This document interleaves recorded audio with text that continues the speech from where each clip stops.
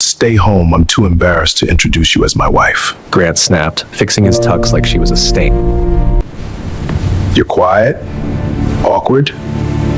Tonight I need a woman who fits.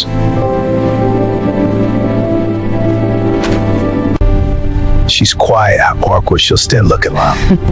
I'm not dragging her into that room to embarrass me. Tonight I need a woman who fits.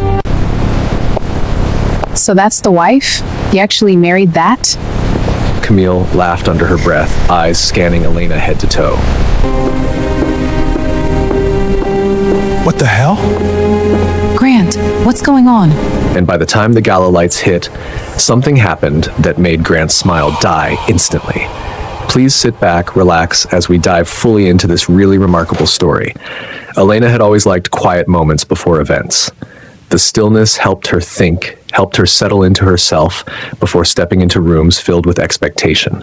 That evening, the bedroom was washed in soft golden light from the chandelier, the city skyline glowing faintly beyond the wide glass windows.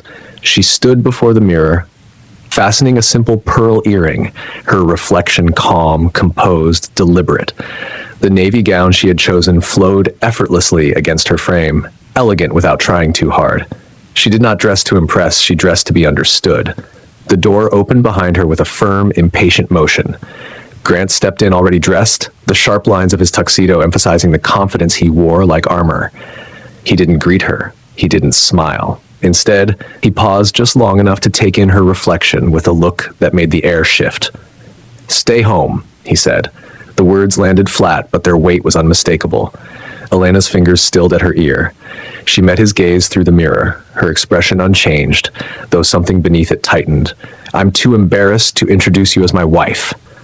Silence stretched between them, thick and unnatural. Elena slowly turned to face him fully. "Embarrassed?" she asked, her voice even, almost curious, as though she were clarifying a minor detail rather than absorbing an insult meant to diminish her.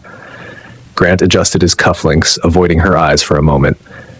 "This crowd is different," he said, tone clipped, dismissive. "You wouldn't be comfortable, and I don't have time to manage that tonight." "Manage what?" Elena asked. He sighed, like she was being deliberately difficult. "Your awkwardness, the hesitation, the way you fade when people start talking about things you don't understand." Elena studied him quietly. There was no anger in her face. That was what made it unsettling. "I see," she said. Grant nodded, relieved she wasn't arguing. "Exactly. This is important for me. I need everything to go smoothly. And I don't fit into that?" He shrugged lightly.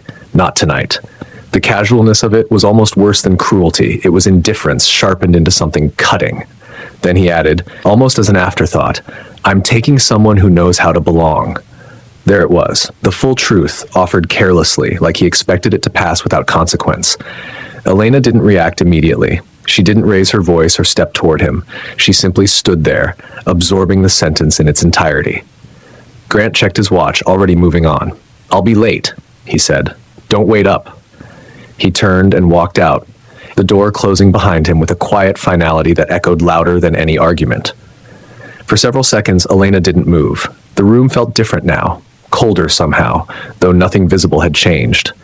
The mirror still reflected her. The gown still fit perfectly. The earrings still shimmered softly under the light. Only the meaning of the moment had shifted. She inhaled slowly, steadying herself, then reached for her phone. Not to call a friend, not to cry. Not to explain what had just happened. She dialed one number. "Good evening, ma'am," the driver answered promptly. "I'll be attending the gala tonight," Elena said calmly. "Pick me up in 15 minutes. There was no hesitation on the other end. "Yes, ma'am." She ended the call and placed the phone down gently. Then she turned back to the mirror, adjusting the line of her dress, smoothing an invisible crease. Her expression didn't show hurt. It didn't show anger. It showed clarity. Grant had made a mistake. Not because he insulted her. That, unfortunately, was not new. But because tonight, of all nights, he chose to forget something fundamental. The company hosting that gala existed partly because of her name. 5 years earlier, when her father passed, Elena had inherited not just wealth, but responsibility. Half of the holding group, structured through layers of governance and quiet authority, rested under her influence. She had never chased attention. She had never needed the spotlight. Power, to her, had always been something you exercised with precision, not noise. Grant had benefited from that silence.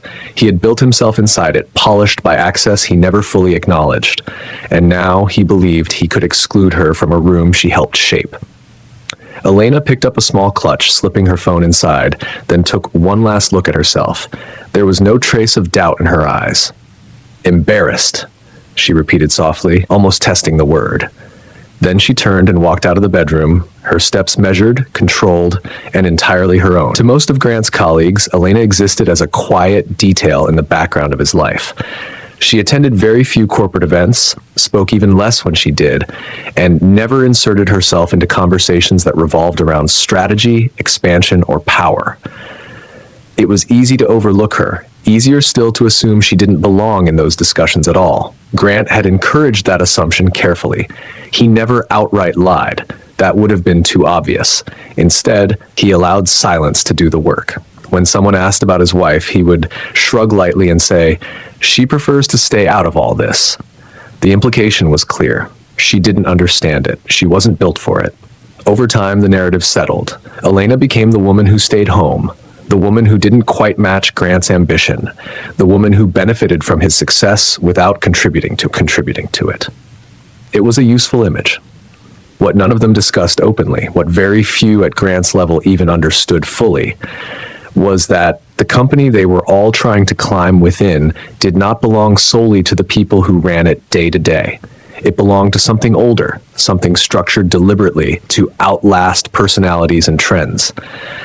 5 years earlier, Elena's father had died, leaving behind not just assets, but a carefully designed framework of influence. He had co-founded the holding group with Grant's mentor, building it from disciplined decisions and long-term vision rather than flashy risk. Their agreement had been simple: shared ownership, separate visibility. When Elena inherited her father's stake, she did not rush into the spotlight. She did not announce herself.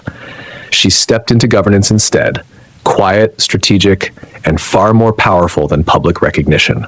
She attended board meetings, she reviewed decisions, she influenced direction, but she never needed to be seen doing it. Grant knew all of this. He had known from the beginning. In the early years of their marriage, he had admired her restraint. He had called her brilliant in private, praising the way she understood systems without needing to dominate conversations. He had leaned on her insights, asked for her perspective, even adjusted his own decisions based on her quiet observations. But as his career grew, something shifted. Admiration turned into convenience. Convenience turned into entitlement. He began to treat her silence not as strength, but as absence. And because Elena never corrected him publicly, he grew comfortable reshaping the narrative. He started introducing himself differently. He let people believe his success was entirely self-made. He stopped mentioning her influence altogether. At first it was subtle, then it became habit. Eventually it became identity. Now, standing in front of his colleagues, Grant was known as a rising figure within the company, a man with vision, confidence, and a certain polished authority that suggested he belonged in rooms where decisions mattered. No one questioned how quickly he had risen. No one asked what quiet doors had opened for him, and no one looked twice at the woman he left at home. Elena, meanwhile, never corrected the illusion. She had no interest in competing with her own husband for recognition. She believed, perhaps naively at first, that respect did not need to be demanded. It revealed itself over time. But respect, she had learned, could also be eroded quietly if left unattended. Tonight was not the first time Grant had dismissed her. It was simply the first time he had done so with complete disregard for consequence. As Elena stepped into the car waiting outside, the city lights stretching endlessly ahead, she allowed herself a moment of reflection, not of pain, but of understanding. Grant did not see her clearly anymore. And worse, he did not realize that his entire position existed within a structure she could influence with a single decision.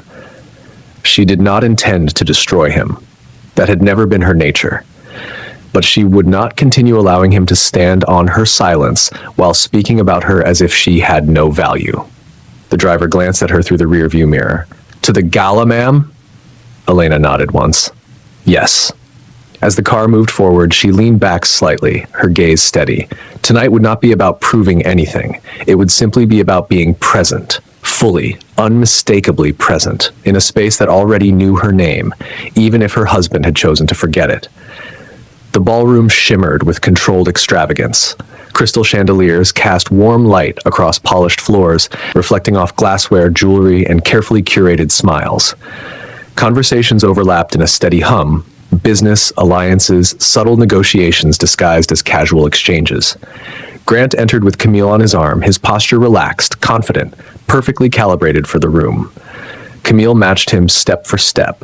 She wore a sleek black gown that hugged her frame with precision, her hair styled in soft waves that framed a face practiced in confidence. She smiled easily, the kind of smile that suggested familiarity even when she was meeting someone for the first time. "This is impressive," she murmured, glancing around. Grant smirked slightly. "You get used to it." He guided her further into the room, greeting colleagues with measured enthusiasm. He was careful with his introductions, not overly specific, never giving Camille a title that could be questioned, but implying enough to elevate her presence. "Camille understands this world," he said to one executive, his tone light but deliberate. Camille smiled, extending her hand. "I try to keep up." Laughter followed, approval, recognition. Grant felt it settle over him like validation.